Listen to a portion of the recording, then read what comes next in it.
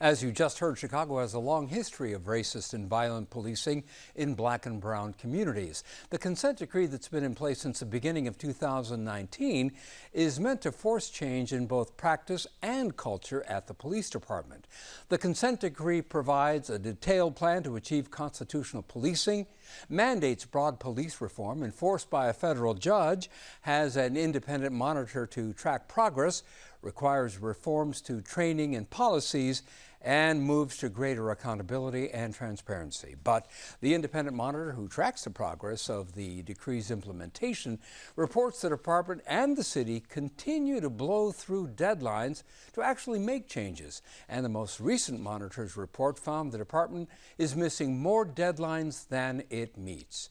Joining us now to share their thoughts on the consent decree and its implementation so far are University of Chicago law professor Craig Futterman, who is also a member of a community working group on police reform, Nusrat Choudhury, legal director at the ACLU of Illinois, Roxanne Smith, a leader at Communities United, that's a grassroots organization working for racial justice and police reform, and Jessie Fuentes, an activator and educator. She is also director of policy and youth advocacy at the Puerto Rican Cultural Center in Humboldt Park. As we mentioned earlier in the program, we did invite Mayor Lori Lightfoot and Chicago Police Superintendent David Brown to join us on tonight's program, and they both declined our invitation. But thank you so much for joining us. And first of all, let me begin with Craig Futterman. The police department, as we mentioned, is missing more deadlines than it is meeting, but so far, have there been some positive steps forward?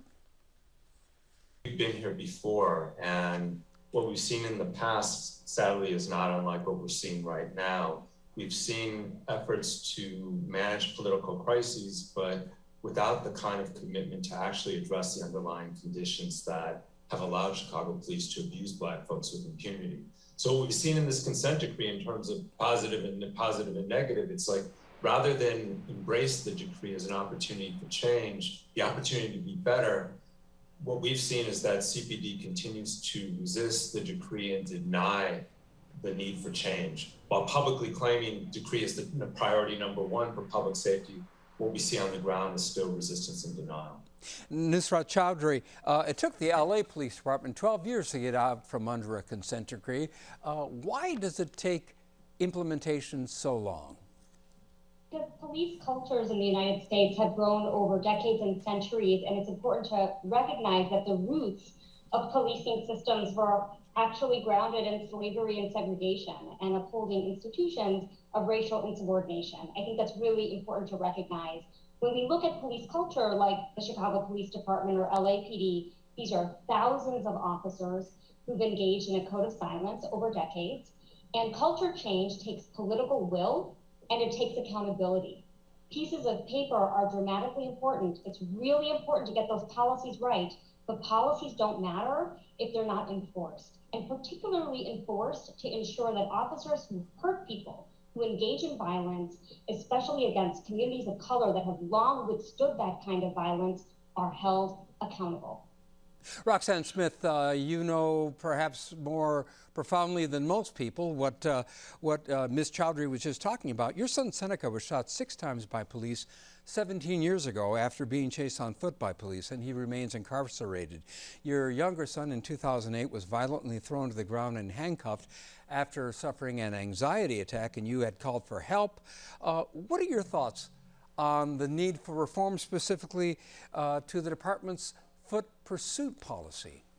The code of silence has to just be deleted, period, depleted, for a better word. My God, everything that we try to reinforce and talk about and can put together within the GAPA organization, Grassroots Alliance for Police Accountability, all of those things they put in what they wanted to put in, and then they slid up under the rug the other issues. So nothing has really been done. You know, we're still behind. My son is going through a lot. Tomorrow is his birthday, Seneca. Do you have any faith in the consent decree process, Roxanne Smith?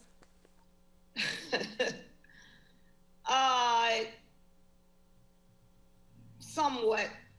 I'm trying to deal with this day by day as we keep putting one foot forward and taking steps to change things. I do have faith that I have to keep standing for something or I'll fall for anything. You know, we have to stand firm on what we believe. We have to keep it moving, and we have to be consistent in what we're saying. It's being proven, and everything that's hidden now is being revealed. It's like everything that was under the covers, even from Burgess all the way up to now. Look at it. Jessie Folks are getting killed, you know, they're dying. Jessie Fuentes, one of the things that consent decree calls for is greater engagement on the part of the police department and the city with black and brown communities. How good a job is the Chicago Police Department doing, in your opinion, as far as engaging people of color? I don't think that we're doing a good job. I mean, we have to be honest about what police presence looks like in communities of color across the city. I live in the west side of Humboldt Park, and I often give Little Village and Pilsen a lot of foot traffic. Are there a heavy presence in our community by police officers? Absolutely. I drove home last night. There were about 30 police officers standing in one corner, but they were engaging with one another. They weren't engaging with community. They weren't building relationships with families. They're not engaging our nonprofit agencies that are doing violence prevention work. What they're doing is taking up space, and it often feels like they are creating fear in those spaces rather than building relationships. We also have to talk about what does community engagement look like, given the history that we know of policing in the city of Chicago. We know that young people, specifically young people of color, are terrified of police officers.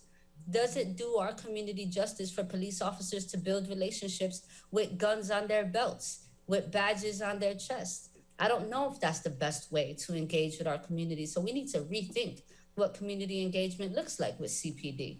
And I think that CPD needs to be open and creative in what they believe community engagement looks like. Correct, Futterman. Let's get back to the issue of foot pursuits. In 2017, the Department of Justice said that the Chicago Police Department needed to reassess its foot pursuit policy. Do you see that happening in the near future? Yeah, well, as you noted, the Department of Justice called for this back in 2017. The Tribune did a study even around the same time, and what it showed that a third of the instances in which police kill people flow from a foot chase, most of which that shouldn't have occurred in the first instance. Nearly half of those chases actually result in deaths. That result in deaths begin with nothing more than suspicion of just a minor offense. Nearly a quarter of the people killed in those foot chases are shot in the back. And guess what? Black folks are targets in 94% of those chases. And despite that, in terms of the prospects, CPD continues to engage in about 7 foot pursuits a day. The independent monitor in this consent decree found that 30% of those chases resulted in police uses of force, with 30 resulting in deadly force. That's 30 shootings just within the last 9 months of 2020 alone. But the community coalition that Nusrat and I represent offered to work with CPD years ago to implement a policy, and even provided them with national best practices, working with folks like Roxanne and Jessie and others. And the city just refused to do so. And I guess the question is, how many people would be alive today if the mayor and CPD hadn't resisted putting in place a basic policy on foot pursuits, if hadn't, as Jessie said, actually engaged meaningfully and genuinely engaged with the community? And that's probably one of the biggest things that we've seen from the ground floor of the consent decree, just an out and out refusal to engage. The mentality still that nobody gets us but us, and heaven forbid somebody outside the police department, someone in the community we're supposed to work with and for, tells us what we need to do. Nusrat Choudhury, so how much power does the independent monitor, how much power does the federal court have to, the two of them have to move things along so that the police department doesn't drag its feet in the face of its critics, as its critics would say?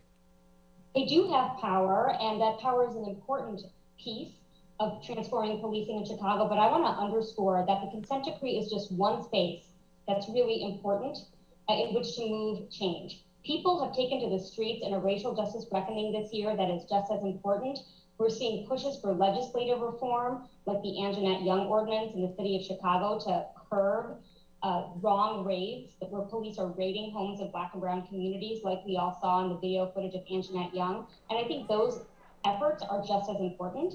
In terms of your question, the monitor here has tremendous power and is tracking the city's failure to live up to its promises. And I think that is the key message here.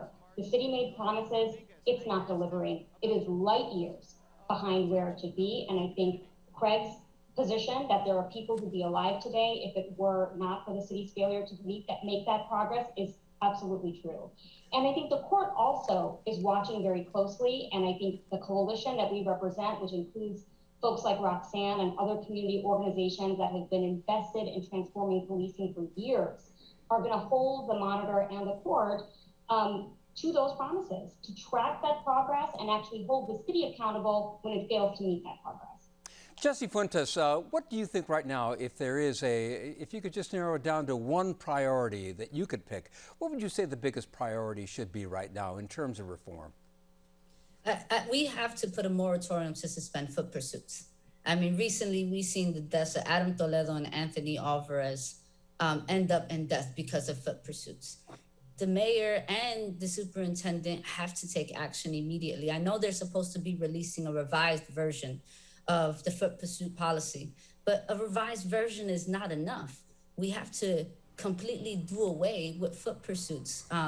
As my colleague Craig mentioned, over half of them lead in deaths, and we can no longer continue to lose our young people of color from our community. Roxanne Smith, I'll close with you as someone who's been profoundly affected by the interaction of police with your family. What message do you want to send, would you like to send, to the police department, to city officials who have the power to make these changes?